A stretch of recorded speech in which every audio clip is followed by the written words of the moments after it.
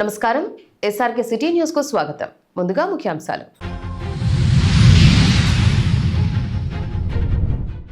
గోవిందరాజస్వామి ఆలయంలో వేడుకగా ప్రారంభమైన జ్యేష్ఠాభిషేకం. స్వామి అమ్మవార్లకు శాస్త్రోక్తంగా అభిషేకం. కూటమి ప్రభుత్వం కక్ష సాధింపు చర్యలు అన్యాయం. మాజీ డిప్యూటీ సీఎం నారాయణస్వామి ధ్వజం. నీట్ పేపర్ లీక్ ను నిరసిస్తూ జిల్లా వ్యాప్తంగా కొనసాగుతున్న నిరసనలు. విద్యాసంస్థలు బంద్. భూ బకాసురుడు భూమన కరుణాకర్ రెడ్డిని అరెస్ట్ చేయాలి. సాప్ చైర్మన్ రవినాయుడు డిమాండ్. ఇక వార్తల్లోని వివరాలు. మహాకవి కవికోకిల గుర్రం జాషువా 55వ వర్ధంతి వేడుకలను తిరుపతిలో రాయలసీమ రంగస్థలి కళాకారులు ఘనంగా నిర్వహించారు. స్థానిక ప్రధాన తపాలా కార్యాలయం వద్ద జాషువా చిత్రపటానికి పూలమాలలు వేసి ఘనంగా నివాళి అర్పించారు. ఈ సందర్భంగా రాయలసీమ రంగస్థలి చైర్మన్ గుండాల గోపీనాథ్ రెడ్డి మాట్లాడుతూ గుర్రం జాషువా తెలుగు సాహిత్యంలో సామాజిక చైతన్యానికి ప్రతీకగా నిలిచిన మహాకవి అని కొనియాడారు. సమాజంలో ఉన్న అసమానతలు, అంటరానితనం, కుల వివక్ష వంటి సమస్యలను తన కవిత్వం ద్వారా ప్రశ్నించి సమానత్వం, మానవత్వం, సామాజిక న్యాయం అనే విలువలను ప్రజల్లో నాటారని అన్నారు. గబ్బిలం, ఫిరదౌసి వంటి ఆయన రచనలు తెలుగు సాహిత్యంలో చిరస్థాయిగా నిలిచిపోయాయని, జాషువా సందేశాలు నేటి తరానికి ఎంతో స్ఫూర్తిదాయకమని పేర్కొన్నారు. యువత ఆయన రచనలను చదివి సామాజిక బాధ్యతతో ముందుకు సాగాలని పిలుపునిచ్చారు. ఈ కార్యక్రమంలో రాయలసీమ రంగస్థలి కళాకారులు Gundala Gopinath, Tondamanati Subrahmanyam Reddy, Periyaswamy Ram Kumar, Putin Chowdary, RMS Bhaskar, KN Raja, Pole Janardhan Reddy తదితరులు పాల్గొన్నారు. నవయుగ కవి చక్రవర్తి, కవి కోకిల, పద్మభూషణ్ గుర్రం జాషువా గారి 55వ వర్ధంతి సందర్భంగా స్థానిక ప్రధాన తపాలా కార్యాలయం వద్ద ఆయన చిత్రపటానికి రాయలసీమ రంగస్థలి ఆధ్వర్యంలో పుష్పాంజలి ఘటించి ఘన నివాళి అర్పించాము.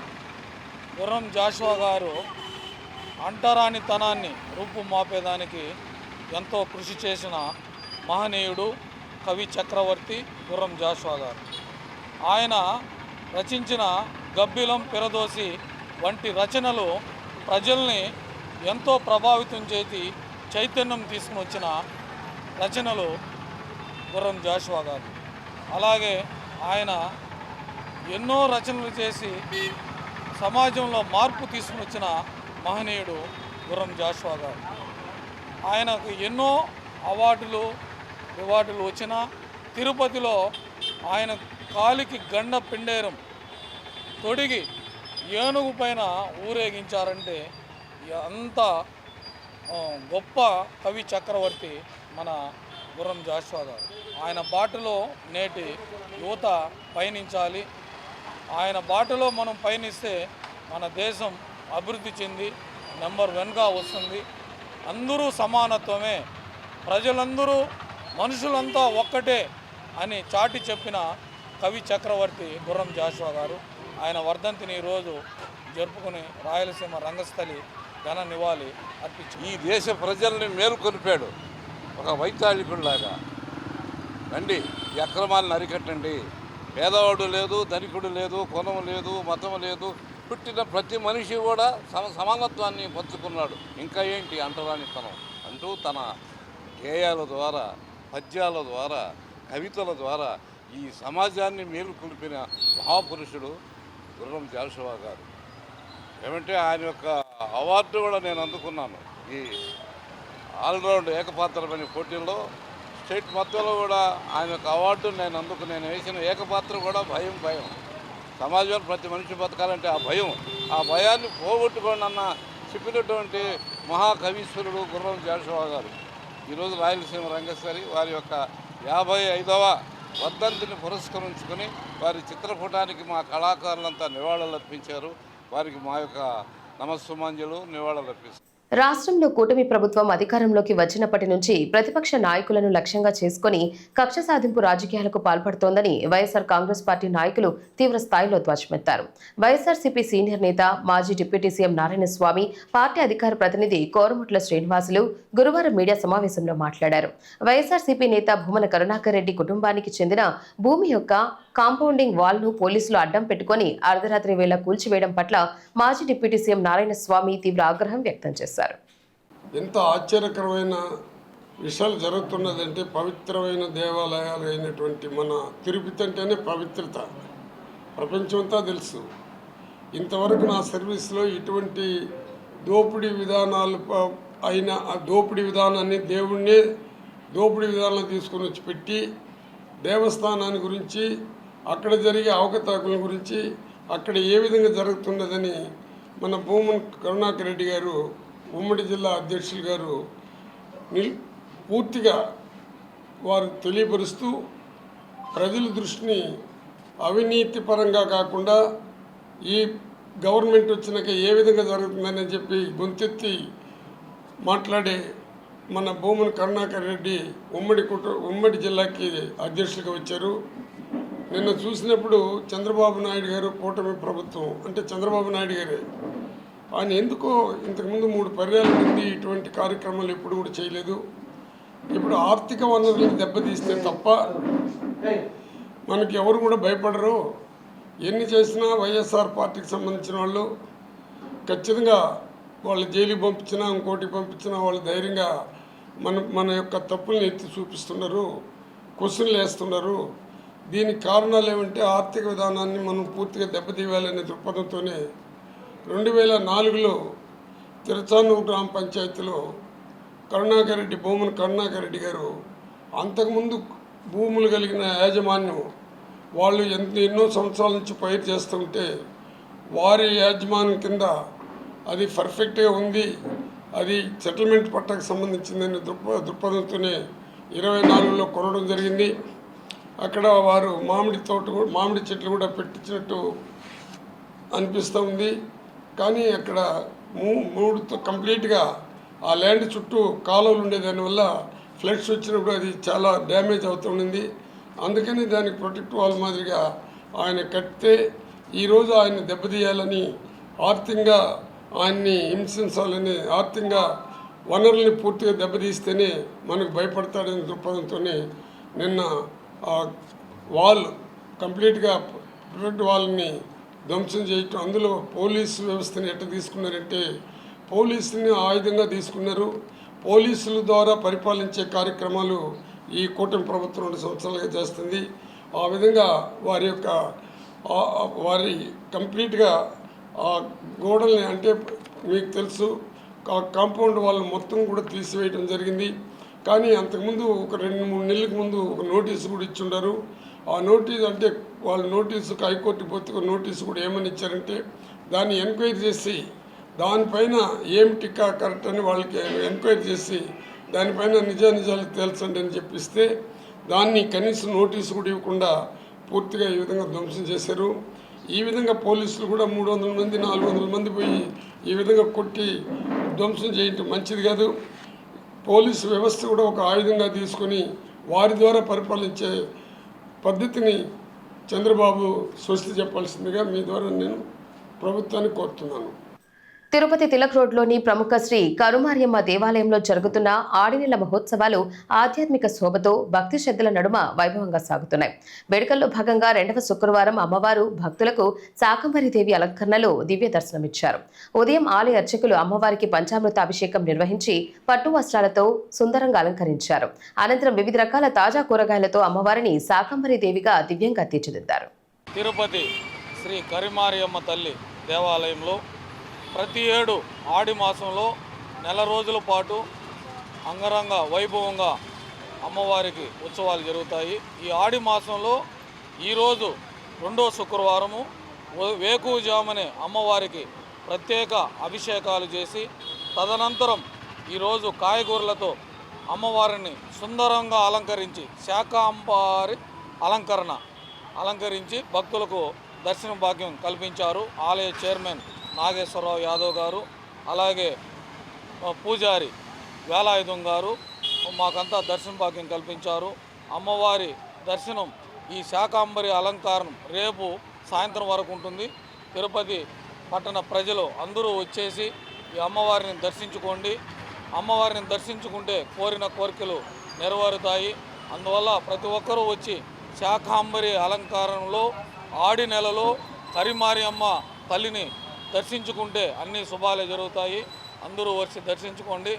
అలాగే ఆదివారం ఈ కాయగూరలతో అమ్మవారు నైవేద్యం పెట్టి అన్నదానం ఉంటుంది. ప్రతి ఒక్కరూ అన్నదానంలో పాల్గొనండి.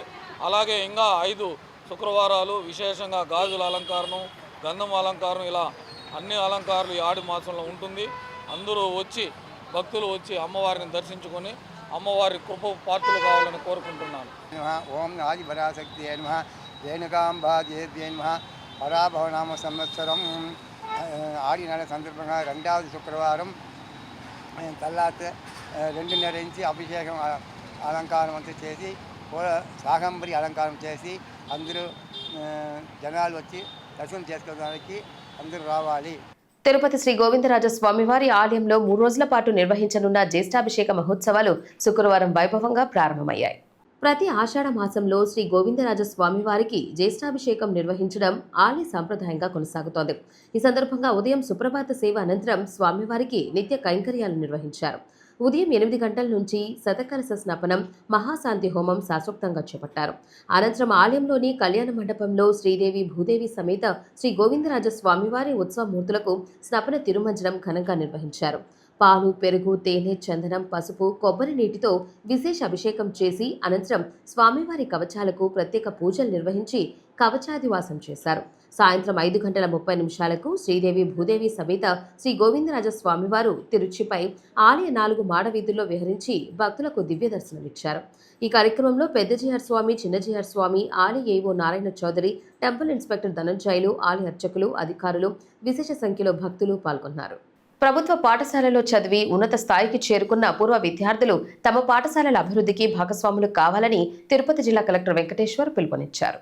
ఈ సందర్భంగా ఆయన మాట్లాడుతూ పూర్వ విద్యార్థులు సులభంగా విరాళాలు మరియు అభివృద్ధి నిధులు సమకూర్చేందుకు వీలుగా ఈ ఏడాది ప్రత్యేకంగా డోనర్ యాప్ను అందుబాటులోకి తీసుకువచ్చినట్లు వెల్లడించారు.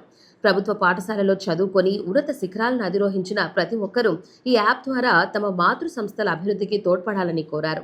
పాఠశాలలో విద్యా ప్రమాణాల మెరుగుదల, తల్లిదండ్రుల భాగస్వామ్యాన్ని బలోపేతం చేసే లక్ష్యంతో జిల్లా వ్యాప్తంగా మెగా పేరెంట్ టీచర్ సమావేశాలు నిర్వహించారు. తిరుపతి నెహ్రూ మున్సిపల్ హైస్కూల్లో జరిగిన ఈ కార్యక్రమానికి జిల్లా collector Venkateshwar, Tirupati MLA RN Srinivasulu ముఖ్య అతిథులుగా హాజరై మాట్లాడారు. విద్యార్థుల భవిష్యత్తును తీర్చిదిద్దడంలో ఉపాధ్యాయులు, తల్లిదండ్రుల పాత్ర కీలకమని ఈ సందర్భంగా నాయకులు, అధికారులు స్పష్టం చేశారు. ఈరోజు జిల్లా వ్యాప్తంగా మెగా పేరెంట్ టీచర్ మీటింగ్ని అట్టహాసంగా మనం చేసుకోవడం జరిగింది. ఇది 4వ మెగా పేరెంట్ టీచర్ మీటింగ్. ఈరోజు మనం చూసుకున్నట్టయితే తల్లిదండ్రులు, పిల్లలు, ఉపాధ్యాయులు, అదేవిధంగా స్కూల్ మేనేజ్మెంట్ కమిటీ అందరూ కూడా ఒకే చాటు కింద వచ్చి ప్రతి ఒక్క స్టూడెంట్ది కూడా వాళ్ళ ప్రోగ్రెస్ ఏంటి, ఏ సబ్జెక్ట్లో ఎలా ఉన్నారు ఏంటి అనేది టీచర్ నేరుగా వాళ్ళ తల్లిదండ్రులకి ఎక్స్ప్లెయిన్ చేయటం, ఎక్కడ ఇంప్రూవ్మెంట్ చేయాలి, ఎలా చేయాలనేది కూడా తల్లిదండ్రులకి చెప్పటం. అదేవిధంగా గడిచిన 6 నెలల్లో స్కూల్లో చేసినటువంటి కార్యక్రమాలు, మొన్న జరిగినటువంటి 10th క్లాస్ పరీక్షల్లో ఉత్తీర్ణత ఎట్లా వచ్చింది, ఇంకా ఎట్లా ఇంప్రూవ్ చేయబోతున్నారు ఈ సంవత్సరానికి, క్లాస్ రూమ్ టీచింగ్ ఎట్లా ఉంది, ఇదంతా కూడా తల్లిదండ్రులకు చెప్పడం. అదేవిధంగా కొన్ని కల్చరల్ ప్రోగ్రామ్స్ కూడా టీచర్సు, తల్లిదండ్రులు కలిపి పార్టిసిపేట్ చేయటం. అదేవిధంగా ఎక్కడికక్కడ ప్రజాప్రతినిధులు, మిగతా వాళ్ళందరూ కూడా ప్రతి ఒక్క చోట దీన్ని పార్టిసిపేట్ చేయడం జరిగింది. జిల్లా వ్యాప్తంగా ఉన్నటువంటి 2550 స్కూల్స్లో కూడా 152 మంది పిల్లలు, వాళ్ళ తల్లిదండ్రులు ఈ కార్యక్రమంలో పాల్గొనడం జరిగింది. కార్యక్రమం తర్వాత ఇప్పుడు అందరితో కలిసి కూడా మధ్యాహ్న బడి భోజనం అనేది మనము చేసుకుంటున్నాము. అన్నిటినీ కూడా చూసుకున్నట్టయితే గడిచిన 2 సంవత్సరాల్లో విద్యా వ్యవస్థలో ఉన్నటువంటి సమీకృత మార్పులను కూడా తల్లిదండ్రులకి చెప్పి రానున్న రోజుల్లో కూడా ఏమేమి చేయబోతున్నాం అనేది కూడా చెప్పున్నాము. మొన్ననే మనం షైనింగ్ స్టార్స్ ప్రోగ్రాం కూడా సక్సెస్ఫుల్గా చేయడం జరిగింది. అదేవిధంగా నిన్న మొన్న కూడా ప్రతి ఒక్క తల్లి ఖాతాలో కూడా తల్లికి వందనం డబ్బులు కూడా ఎంతమంది పిల్లలు ఉంటే అంతమంది మనము 15,000 రూపాయలు అందించే విధంగా కూడా మనము అందరికి కూడా వచ్చే విధంగా కూడా ప్రభుత్వం చర్యలు తీసుకుంది. ఇట్లా ఒకవైపు సంక్షేమం అండ్ డెవలప్మెంట్, మన బౌడి మన భవిష్యత్తు కార్యక్రమాన్ని కూడా త్వరలోనే ఆల్రెడీ పట్టాలెక్కింది. నెక్స్ట్ 1 year, 1.5 yearలో మొత్తం స్కూల్ ఇన్ఫ్రాస్ట్రక్చర్ కూడా మనం అన్ని స్థాయిలో చేస్తున్నామనేది కూడా అందరి ద్వారా. దివ్యాంగుల ఆర్థిక స్వావలంబన, సామాజిక సాధికారతే ప్రభుత్వ లక్ష్యమని జిల్లా కలెక్టర్ వెంకటేశ్వర్ తెలిపారు. శుక్రవారం ఉదయం స్థానిక కలెక్టరేట్ నందు నిర్వహించిన విభిన్న ప్రతిభావంతులు హిజ్రాలకు 73 చక్రాల వాహనాలను ఉచితంగా పంపిణీ చేశారు. ఈ కార్యక్రమంలో జిల్లా జాయింట్ కలెక్టర్ గోవిందరావు, తిరుపతి శ్రీకాళహస్తి ఎమ్మెల్యేలు RN Srinivasulu, Bojjala Sudheer Reddy, AP state disabled welfare corporation chairperson Narayanaswamy, AP greening and beautification corporation chairman Sugunamma, నాయ బ్రాహ్మణ కార్పొరేషన్ చైర్మన్ సదాశివం, దివ్యాంగుల సంక్షేమ శాఖ అధికారి వినోద్, ప్రజాప్రతినిధులు, లబ్ధిదారులు పాల్గొన్నారు. జిల్లా కలెక్టర్ మాట్లాడుతూ జిల్లాలోని వివిధ నియోజకవర్గాలకు చెందిన 70 మంది అర్హులైన దివ్యాంగ లబ్ధిదారులకు మోటరైజ్డ్ 3-వీలర్ స్కూటీలను పంపిణీ చేశామని అన్నారు. చదువుకున్న వారు, ఉద్యోగులు, స్వయం ఉపాధి చేపట్టాలనుకునే వారికి మెరిట్ ఆధారంగా లబ్ధిదారులను ఎంపిక చేసినట్లు తెలిపారు. అవసరమైన ఇతర అర్హులను గుర్తించి తదుపరి విడతలో కూడా వాహనాలు అందజేస్తామని వెల్లడించారు. దివ్యాంగుల సంక్షేమానికి రాష్ట్ర ప్రభుత్వం అత్యంత ప్రాధాన్యం ఇస్తోందని అన్నారు. దివ్యాంగులకు 6,000 రూపాయల సామాజిక భద్రతా పింఛన్, మంచానికే పరిమితమైన వారికి 15,000 రూపాయల పింఛన్, డయాలసిస్ రోగులకు ప్రత్యేక ఆర్థిక సహాయం, ఆర్టీసీ బస్సులు ఉచిత ప్రయాణం వంటి పథకాలు అమల్లో ఉన్నాయని తెలిపారు. దివ్యాంగులు కూడా ఇతరుల మాదిరిగానే విద్య, ఉపాధి, వ్యాపార రంగాల్లో రాణించేందుకు ప్రభుత్వం అన్ని విధాలా తోడ్పాటు అందిస్తోందని అన్నారు. ఉద్యోగ నియామకాల్లో దివ్యాంగుల రిజర్వేషన్లను నిబంధనల ప్రకారం అమలు చేస్తున్నామని, అలింకో ద్వారా నిర్వహించిన అంచనా శిబిరాల అనంతరం అవసరమైన సహాయక పరికరాలను త్వరలో అందజేస్తామని కలెక్టర్ వెల్లడించారు. వికలాంగులు, వయోవృద్ధులు మరియు ఇస్రాలకు ఎన్నో కార్యక్రమాలు ప్రభుత్వం చేపడుతుంది. ముఖ్యంగా వికలాంగుల కోసం ఇప్పుడు చైర్మన్ గారు చాలా విపులంగా రాష్ట్ర ప్రభుత్వం చేపడుతున్నటువంటి అన్ని సంక్షేమ అభివృద్ధి కార్యక్రమాలన్నీ కూడా వివరించారు. పెన్షన్స్ చూసుకున్నట్టయితే చాలా సందర్భంలో చెప్పాము, మళ్ళొకసారి చెప్పదలుచుకున్నాను. పెన్షన్స్ ఏ రాష్ట్రంలో ఎక్కడ కూడా ఇంత పెద్ద ఎత్తున అన్ని కేటగిరీల్లో, మరీ ముఖ్యంగా వికలాంగుల కోసం పెద్ద ఎత్తున 6,000, 15,000 2 కేటగిరీల్లో 10,000 అనేది డయాలసిస్ వీళ్ళ వాళ్ళకు కూడా ఇస్తున్నారు. కానీ చాలా మందికి 15,000, మెజారిటీ మందికి 6,000 పెన్షన్ ఎక్కడ ఏ రాష్ట్రంలో కూడా ఇవ్వని పరిస్థితి. ఎన్నో ఆర్థిక ఇబ్బందులున్నా విభజన తర్వాత రాష్ట్ర ప్రభుత్వం ఇంత పెద్ద ఎత్తున సంక్షేమంలో భాగంగా వికలాంగులందరికీ కూడా ఇంత పెన్షన్, డిపో దగ్గర కార్యక్రమం కూడా ప్రజాప్రతినిధుల సంక్షేమం అంతా చేసుకున్నాము. బస్సులు కూడా కేవలం ఏదో ఫ్రీ ఇచ్చినట్టు కాకుండా వాటికి ఎక్కడం కోసం, ర్యాంపులు ఎక్కడం కోసం కండక్టర్ కూడా బాధ్యతలు అప్పచెప్పి వాళ్ళకు సపరేట్ సీట్లు కేటాయించి వాళ్ళు ఎక్కడ అడిగితే అక్కడ బస్సులన్నీ కూడా ఆపి ఎక్కించుకునే విధంగా ఇదంతా ఏంటంటే మిగతా ప్రజల్లాగా మీరు కూడా ఒకటిలా భావించాలనే ఉద్దేశంతో మీరు వేరు చేసి ఉండకుండా మీరందరూ కూడా సామాన్య ప్రజలుగా తిరగాలి, ఉద్యోగాలు చేసుకోవాలి, బిజినెస్ ఏదైనా చేసుకొని మీరు కూడా ఆర్థిక అసమానతలు ఏదైతే ఉన్నాయో అవన్నీ కూడా తొలగించడానికి రాష్ట్ర ప్రభుత్వం చేపడుతున్నటువంటి మరో గొప్ప కార్యక్రమం. దేశవ్యాప్తంగా సంచలనం సృష్టించిన నీట్ ప్రశ్నాపత్రాల లీకేజీ వ్యవహారంపై విద్యార్థి లోకం సమరశంఖం పూరించింది. విద్యార్థి సంఘాలు పిలుపునిచ్చిన దేశవ్యాప్త బంద్ ప్రభావం ఉమ్మడి చిత్తూరు జిల్లా వ్యాప్తంగా స్పష్టంగా కనిపించింది. శుక్రవారం ఉదయం నుంచే వివిధ విద్యార్థి సంఘాల నేతలు రహదారులపైకి వచ్చి నిరసన ప్రదర్శనలు చేపట్టారు. విద్యార్థి సంఘాల బంద్ పిలుపుతో ముందస్తు జాగ్రత్త చర్యంగా జిల్లాలోని మెజారిటీ ప్రైవేట్ పాఠశాలలు, కళాశాలల యాజమాన్యాలు ముందుగా సెలవు ప్రకటించాయి.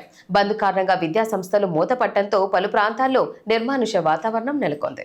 ఈరోజు దేశవ్యాప్తంగా నీట్ పరీక్ష పేపర్ లీకేజీపై విద్యార్థి సంఘాలు శాంతియుతంగా ఢిల్లీలో జంతర్ మంతర్ దగ్గర ధర్నా చేస్తుంటే నిరక్షరాస్యంగా విద్యార్థులు అనేటువంటి భేదం చూడకుండా, ఈరోజు విద్యార్థినులను చూడకుండా చిత్రహీనంగా రౌడీల ముసుగులో పోలీసులు కొట్టడం జరిగింది. అయ్యా, ఎందుకు కొడుతున్నారు? శాంతియుతంగా దేశవ్యాప్తంగా నీట్ పేపర్ లీకేజీపై ఎవరైతే పేపర్ లీకేజీ కారణమయ్యారో వాళ్ళను సస్పెండ్ చేయాలని చెప్పేసి మేము కోరుతా ఉంటే విద్యార్థి సంఘాలపైన, విద్యార్థులపైన లాఠీ చార్జ్ చేయడం, అరెస్టులు చేయడం, కేసులు పెట్టడం నిజంగా హేమమైన చర్య. అందుకు గాను all India student federation AISF అన్ని విద్యార్థి సంఘాలను కలుపుకొని దేశవ్యాప్తంగా 24వ తేదీ దేశవ్యాప్తంగా విద్యార్థి సంఘాల బంద్కు పిలుపునిచ్చాం. ఎవరైతే నీట్ పేపర్ లీకేజ్కి కారణమయ్యారో ధర్మేంద్ర ప్రధాన్, నీకే చెప్తున్నా, కేంద్ర విద్యాశాఖ మంత్రిగా నువ్వు 3వసారి ఛార్జ్ తీసుకున్నటువంటి టైంలో నీ తరుణంలోనే 89 సార్లు నీట్ పేపర్ లీకేజీ జరిగింది. అయ్యా, పేద విద్యార్థులు చదువుకోవాలంటే కేవలం అగ్రవర్ణాలు ధనిక కులాల వాళ్ళే చదువుకోవాలా, పేద విద్యార్థులు డాక్టర్లు ఇంజనీరింగ్ అవ్వాల్సినటువంటి అవసరం లేదా? నరేంద్ర మోడీ, సిగ్గు లజ్జ మానం ఏమైనా నీకు కొంచెమైనా ఉందా? ఈ దేశంలో 15 సార్లు ఈ దేశాన్ని 15 సంవత్సరాలుగా ప్రధానమంత్రిగా వ్యవహరిస్తున్న నీవు ఈరోజు జంతర్ మంతర్లో వేల మంది లక్షల మంది విద్యార్థులు శాంతియుతంగా ధర్నా చేస్తుంటే విద్యార్థి సంఘాల మీద లాఠీ చార్జ్ చేస్తావా? నీకు కుర్చీలు కూసలగదే టైం దగ్గరకు వచ్చింది నరేంద్ర మోడీ. వెంటనే నీ క్యాబినెట్లో ఉన్నటువంటి కేంద్ర విద్యాశాఖ మంత్రికి చెప్పు, నీ అంతకు నువ్వు స్వచ్ఛందంగా రాజీనామా చేస్తావా, లేకపోతే నిన్ను సస్పెండ్ చేయాలా? అప్పుడు నీ ప్రభుత్వ చిత్తశుద్ధి నువ్వు చాటుకో. లేకపోతే ఇంకా నీ ప్రభుత్వానికి విద్యార్థులు పాడగట్టే రోజుల దగ్గరకు వచ్చాయి. నీ శకం ముగిసిపోయింది. ఢిల్లీ జంతర్ మంతర్లోనే మీ ముగ్గురికి, నీకు, నీ అనుచరుడు అమిత్ షాకి, నీ పక్కనే కూర్చొని పెట్టుకున్న ధర్మేంద్ర ప్రధాన్కి జంతర్ మంతర్లోనే పాడిగట్టే రోజులు వచ్చాయి. ఇక కాస్కో విద్యార్థుల బీజేపీ ప్రభుత్వమా నీట్ కోసం కష్టపడుతున్న మాలాంటి పేద విద్యార్థుల కోసం ఏ రాష్ట్రానికి సంబంధించి ఆ రాష్ట్రానికి నీట్ పరీక్షలు పెట్టుకోవడానికి నువ్వు అర్హత ఇవ్వాలి. అదేవిధంగా ఏదైతే కార్పొరేట్ సంస్థ అనేటువంటి నేషనల్ టెస్టింగ్ ఏజెన్సీ ఎవరైతే ఉన్నారో దాన్ని పూర్తిగా రద్దు చేయాలని చెప్పేసి ఈరోజు ఆల్ ఇండియా స్టూడెంట్ ఫెడరేషన్ ఏఐఎస్ఎఫ్గా డిమాండ్ చేస్తూ ఉన్నాం. ఈరోజు దేశవ్యాప్తంగా కూడా బంద్కి స్వచ్ఛందంగా పిలుపునివ్వడం జరిగింది. ఈరోజు కేంద్ర విద్యాశాఖ మంత్రి ధర్మేంద్ర ప్రధాన్ రాజీనామా చేయాలా, ఎన్టీఏ సంస్థని రద్దు చేయాలి, నీట్ ఎగ్జామ్ని ఏ స్టేట్ వాళ్ళకి ఆ స్టేట్ వాళ్ళకి అప్పగించి అప్పట్లో ఎలాగైతే ఎగ్జామ్స్ కండక్ట్ చేస్తున్నారో ఇప్పుడు కూడా అలాగే ఎగ్జామ్స్ కండక్ట్ చేయాలనేసి అఖిలపక్ష విద్యార్థి సంఘాల ఆధ్వర్యంలో ఈరోజు బంద్కు పిలుపుడం జరిగింది. దాదాపు మే 3వ తేదీనటువంటి నీట్ ఎగ్జామ్ లీక్ అవడం జరిగింది. దాని తర్వాత మేలోనే దాదాపు 4 ఎగ్జామ్స్ లీక్ అయ్యాయి. అదేవిధంగా ఈరోజు ఎంతోమంది విద్యార్థులు పరీక్ష రాసిన వాళ్ళు నమ్ముకున్నటువంటి తల్లిదండ్రులు అందరూ కూడా నష్టపోవడం జరిగింది. కానీ ఈ కేంద్ర ప్రభుత్వం నరేంద్ర మోడీ కానీ ధర్మేంద్ర ప్రధాన్ కానీ ఎక్కడ నువ్వు విద్యార్థి పక్షాన మాట్లాడుతున్నా సూటికి హెచ్చరికలు జారీ చేస్తున్నాం. వెంటనే ధర్మేంద్ర ప్రధాన్ రాజీనామా చేయాలా, రాజీనామా చేసేందరూ కూడా అఖిల విద్యార్థి సంఘాల తరఫున ఉద్యమాలు శ్రీకారం చుడతామనేసి తెలియజేస్తా ఉన్నాం. ఈరోజు ఈ రాష్ట్రంలో బంద్ తెలుపుతా ఉంటే కనీసం ప్రభుత్వ పాఠశాలని బంద్ ప్రకటించకుండా ఈరోజు యథావిధంగా ఈరోజు ప్రభుత్వ పాఠశాలలు కొనసాగించడం ఈ రాష్ట్ర ప్రభుత్వాన్ని కూడా తీవ్రంగా హెచ్చరిస్తున్నాం. ఇప్పటికైనా బీజేపీ ప్రభుత్వానికి వందన పలకుండా ఈ రాష్ట్ర ప్రభుత్వం వెంటనే విద్యార్థి పక్షాన నిలబడి విద్యార్థులు జరుగుతున్నటువంటి అన్యాయాన్ని ఈ రాష్ట్ర ప్రభుత్వాన్ని వ్యతిరేకించాలని కూటమి ప్రభుత్వానికి అఖిల భారత యువజన సమైక్య డిమాండ్ చేస్తూ హెచ్చరిక జారీ చేస్తాం. తిరుపతి నగరంలోని సత్యనారాయణపురం జడ్పీ ప్రభుత్వ పాఠశాలలో 4వ విడత ఉపాధ్యాయులు తల్లిదండ్రుల సమావేశం శుక్రవారం అత్యంత ఘనంగా జరిగింది. ఈ కార్యక్రమానికి ఆంధ్రప్రదేశ్ క్రీడా ప్రాధికార సంస్థ చైర్మన్ రవినాయుడు ముఖ్య అతిథిగా హాజరయ్యారు. ఈ సందర్భంగా ఆయన మాట్లాడుతూ ప్రభుత్వ పాఠశాలల బలోపేతానికి విద్యా వ్యవస్థలో నాణ్యతా ప్రమాణాల పెంపుకు కూటమి ప్రభుత్వం కట్టుబడి ఉందని తెలిపారు. రాష్ట్ర వ్యాప్తంగా అట్టహాసంగా మెగా పేరెంట్ టీచర్స్ మీటింగ్ దాదాపు 45,000 స్కూళ్ళకు పైన ప్రతి స్కూల్లో నిర్వహించడం జరుగుతుంది. ప్రైమరీ స్కూల్స్ కానీ, అదేవిధంగా హై స్కూల్స్ కానీ, మున్సిపల్ స్కూల్స్ కానీ, జడ్పీ స్కూల్స్ కానీ, ఇంటర్మీడియట్ స్థాయిలో ఏదైతే మెగా పేరెంట్ టీచర్స్ మీటింగ్ నిర్వహించాలని విద్యాశాఖ మంత్రి నారా లోకేష్ గారు సంకల్పించారో దానికి అనుగుణంగా కూడా అన్ని చోట్ల ఈరోజు పేరెంట్స్, టీచర్స్, స్టూడెంట్స్, ప్రజాప్రతినిధులు, దాతలు అందరూ కలిసి ఈ కార్యక్రమం నిర్వహిస్తున్నారు. దీని ద్వారా అనేక మార్పులు వచ్చాయి. ఇది 4వ కార్యక్రమం. మెగా పేరెంట్ టీచర్స్ ఇది 4వ కార్యక్రమంగా రాష్ట్ర వ్యాప్తంగా జరుగుతోంది. గిన్నిస్ రికార్డు వైపు ఈ మెగా పేరెంట్ టీచర్స్ మీటింగ్ ముందుకు సాగుతుంది. గతంలో ఎప్పుడూ లేదు. ఇన్ని లక్షల మంది విద్యార్థుల భవిష్యత్తు కోసం ఆలోచించిన పరిస్థితి గతంలో ఎప్పుడూ లేదు. సంస్కరణలు తీసుకొని వస్తున్నారు, మార్పులు తీసుకొని వస్తున్నారు. ఒక బిడ్డ భవిష్యత్తు ఎలా ఉండాలని ఒక పక్క తల్లి తండ్రి, ఒక పక్క టీచర్, ఒక పక్క ప్రజాప్రతినిధులు వీళ్ళందరూ కలిసి చర్చించుకునే కార్యక్రమే మెగా టీచర్ మీటింగ్. ఏ స్కూల్లో ఏ సౌకర్యాలు ఉన్నాయి, ఇంకా ఎలా మెరుగుపరుచుకోవాలి. ఈరోజు అనేక కార్యక్రమాలు తీసుకున్నాం. ఈ మెగా పేరెంట్ టీచర్ ద్వారా అనేక స్కూల్స్లో సౌకర్యాలు మెరుగుపడ్డాయి.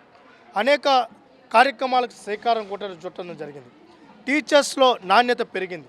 ఈరోజు నారా లోకేష్ గారు విద్యాశాఖ మంత్రి అయిన తర్వాత షైనింగ్ స్టార్స్ పేరుతో కార్యక్రమం తీసుకోవడం జరిగింది. దాంతోపాటు 100 days యాక్షన్ ప్లాన్ ద్వారా మీరు చూస్తుంటూ ఉంటారు.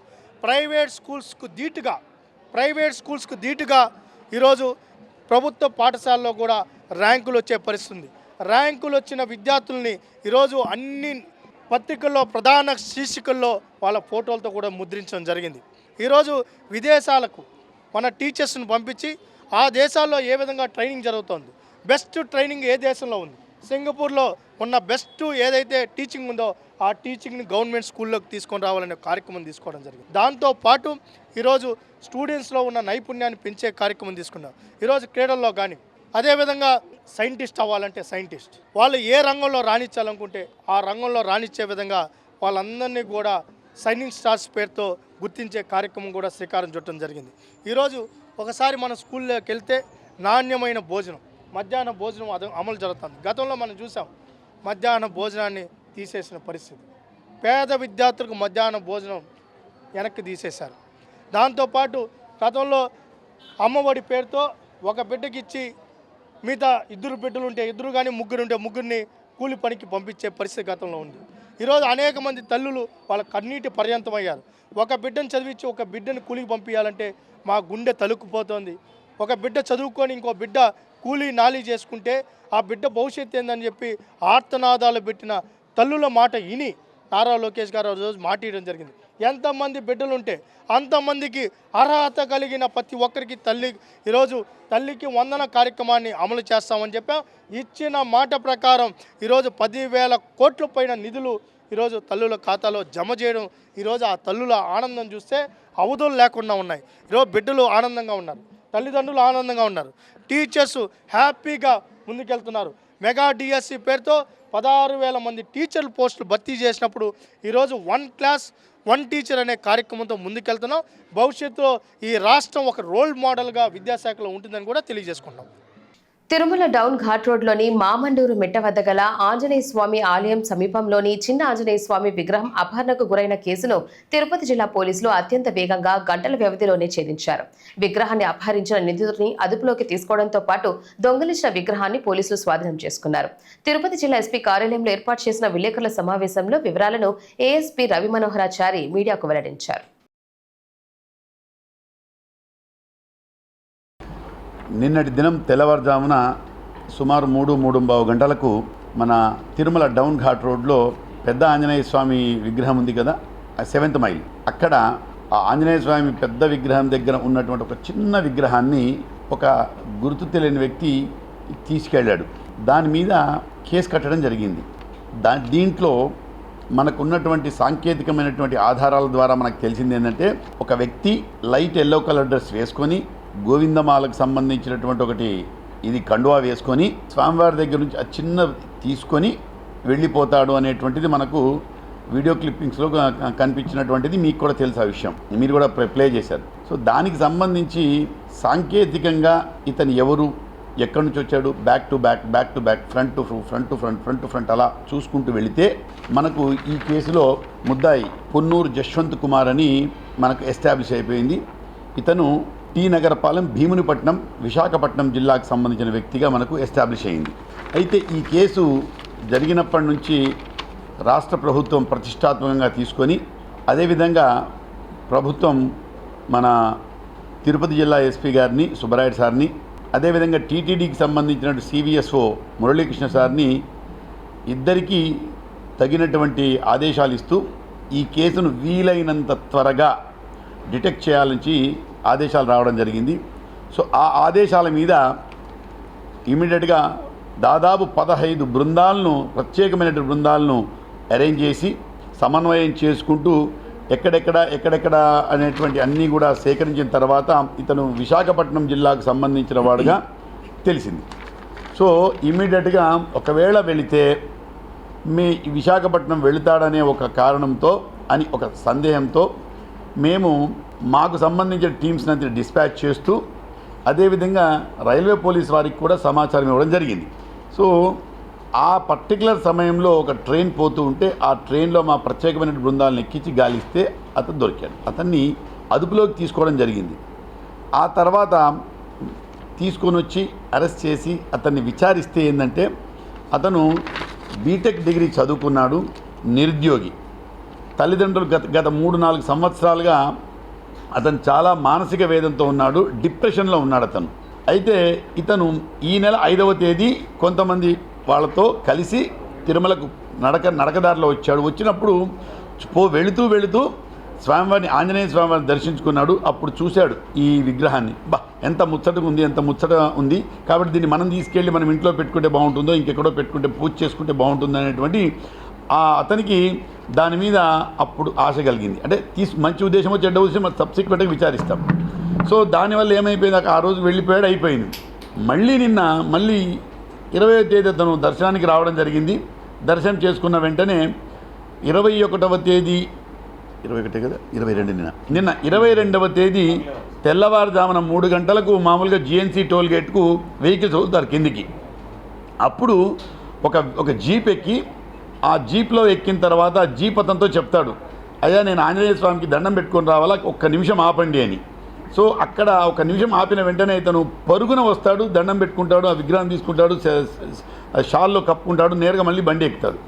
సో తర్వాత అక్కడ నుంచి యథావిధిగా అతను వెళ్ళిపోతాడు, కింద దిగుతాడు. అక్కడ నుంచి అతను విశాఖపట్నంకు వెళ్ళే ట్రైన్లో వెళ్ళిపోతాడు. దీనికి సంబంధించి ఆ జీప్ యొక్క డ్రైవర్ని, జీప్ యొక్క నంబర్ని కూడా గుర్తించడం జరిగింది. జీప్ అతన్ని కూడా విచారించడం జరిగింది. విచారిస్తే ఇతనే సార్ పోయింది, నన్ను ముందే అక్కడ జేఎన్సీలోనే చెప్పాడు, నన్ను ఒక నిమిషం అక్కడ ఆపండి అని చెప్పాడు, కాబట్టి ఆపింది వాస్తవమే సార్, ఇతనే సార్ అని అన్నాడు.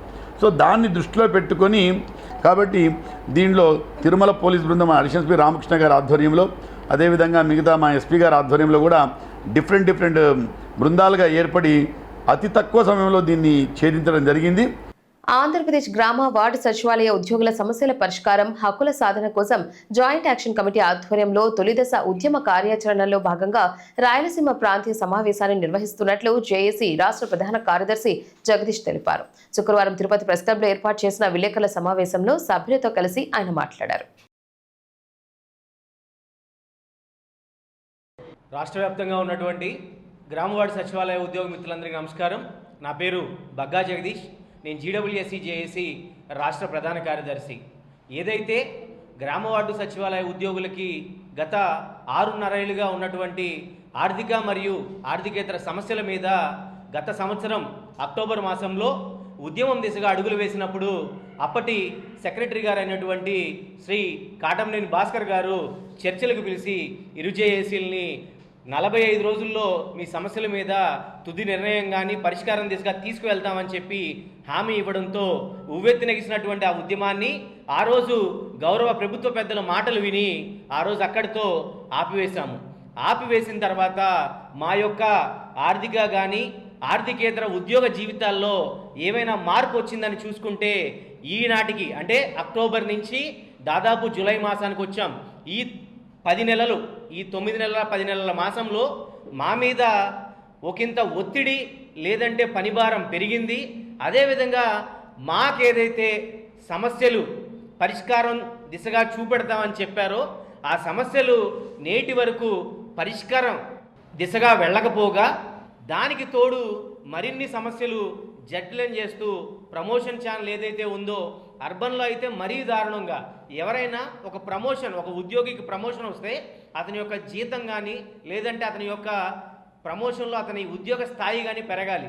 కానీ అర్బన్లోకి వచ్చేటప్పటికి 23,780 అని చెప్పి గౌరవ సిడిఎంఏ గారు ఒక మెమో జారీ చేసి దీనిలే ఫైనలైజ్ చేయాలనే దిశగా ముందుకు వెళ్ళడం అనేది చాలా చాలా దారుణమైన పరిస్థితిగా ఉంది. ఇవన్నీ చూసిన తర్వాత మేము మరలా ఈ జూన్ మాసంలో గౌరవ డైరెక్టర్ గారికి నోటీస్ ఇచ్చి 15 రోజుల్లోపు మా సమస్యల మీద మీరు తుది నిర్ణయం కానీ ప్రభుత్వం నుంచి చర్చలకు ఆహ్వానం కనుక రానట్లయితే మేము ఉద్యమం దిశగా అడుగులు వేస్తామని చెప్పి నోటీస్ ఇవ్వడం జరిగింది. దానికి అనుగుణంగానే తొలిదశ ఉద్యమంలో భాగంగా ఈ నెల 4-5 తేదీల్లో విజయవాడ వేదికగా రిలే నిరాహార దీక్షలు, శాంతియుత రిలే నిరాహార దీక్షలు మనం చేయడం జరిగింది. దానికి తోడు ఉద్యమానికి ఉద్యోగుల్ని సమాయత్తం చేయడానికి రాష్ట్రంలో ఉన్నటువంటి 3 ప్రాంతాలలో సమావేశాలను నిర్వహించి మొట్టమొదటిగా రాయలసీమ ప్రాంతంలో తిరుపతి సమావేశం ఈ నెల 26వ తేదీన జగజ్జీవన్ రావు భవన్లో ఆదివారం ఉదయం 10 గంటలకి మొదలు కాబోతుంది.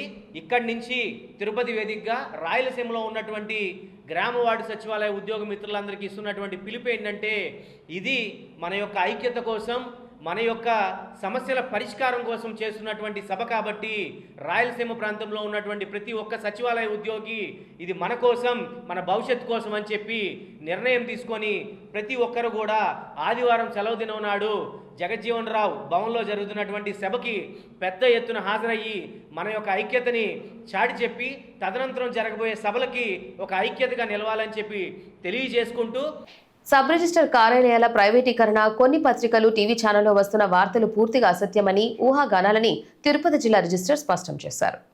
ప్రజలకు రిజిస్ట్రేషన్ సేవలను మరింత వేగవంతంగా, పారదర్శకంగా, నాణ్యమైన వాతావరణంలో అందించాలనే ఏకైక ఉద్దేశంతోనే ప్రభుత్వం రిజిస్ట్రేషన్ సేవా కేంద్రాలను అందుబాటులోకి తీసుకొస్తోందని తెలిపారు. ఈ సందర్భంగా ఆయన మాట్లాడుతూ, రిజిస్ట్రేషన్ అనేది పూర్తి చట్టబద్ధమైన ప్రక్రియ అని, సదరు అధికారాలు మరియు బాధ్యతలు ఎప్పటికీ ప్రభుత్వం ద్వారా నియమించబడిన సబ్ రిజిస్టార్ల పరిధిలోనే కొనసాగుతాయని స్పష్టం చేశారు.